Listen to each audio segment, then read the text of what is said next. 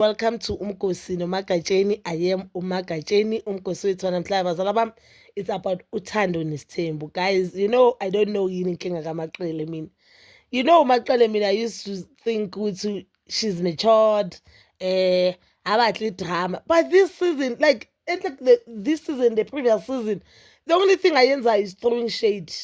Uneyithele, ukhwayikemo man, ukhwayikemo. Tell me why ukuthi as old as Maqele she is, Maqele azothena ushaya isitina nabo sisibaki abakhuzana ebuhlungu nayo yonke abakhuzana akekho kuzomunye ukuthi hayibo my sister, you cannot be proud ukuthi ushaya isitina. And I don't understand ukuthi indaba isitina manje kusho ukuthi yimi engayazi. Mina bengazi ukuthi mabe uthi ushaya umuntu isitina it's whereby you keep umuntu. Mhlambe mina bengithandana nondoda yami, I'm married, then fika omunye umuntu angikhiphe, then nendoda yami we are no longer together. But umuntu osesekhona umshaya kanjani uMayeni isitina Maqele? And why must she brag about isitina sakaMayeni? Because as I said on the previous video engengayenza last week ukuthi akusisitina my sister, because nale ndlalifo ezalile indoda yakho it doesn't recognize le ndlalifa yakho. Usa-recognize umpumelelo umntana kaMayeni ezindlaliva yakhe.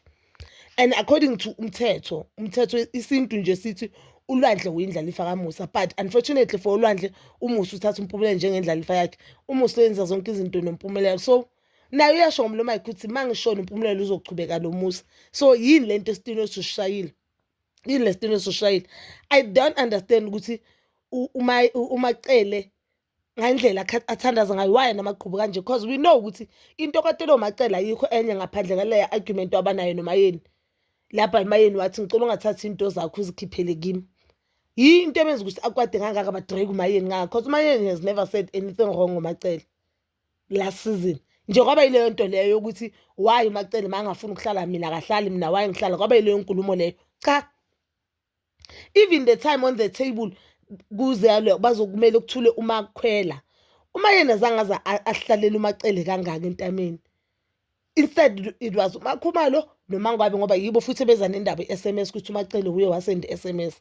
I don't understand ukuthi why is she bragging ukuthi yena washaya untu isitina 30 years or how many years. I truly don't understand.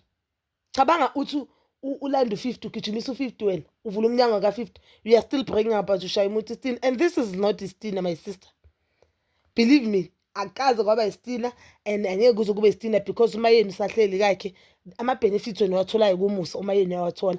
And ubone ukuthi uMayeni wayehlakaniphile undlwana kuMayeni banihlaniphile undlula kini the time when you were busy getting married to this man o disrespect ifamily yakho, ubona ukuthi wena bonge kwakhe lapho kini if bongasuye yonke into yakho eachievile uye ukuthi udlulona ube ngaka ube muhle ube situfuze sihle, it's because of him.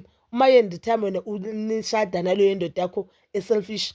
UMayeni she was going to school njengoba sebenza namhlanje une career ngaphandle nje nokuba unkosikazi kaMusa. Wena nje uMaqele unkosikazi kaMusa, uMayeni une career. Uyayibona ukuthi life injani? I really don't understand. Ngibhorile into ukuthi uMaqele nosisi wakhe bathi ngishaya isitina. Why are they dragging this, or why baloku bazikhohlisa bathi uMayeni ulwela ukuthi uMaqele unumber 1?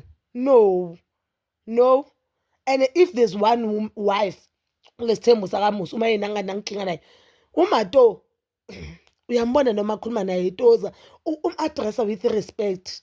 Yabo ngabe bokusho uMakhumalo kanje I would understand, because you could see ukuthi Makhumalo nalokho alokazama ukuncenga uMayeni ne alokho athi uyampolisha.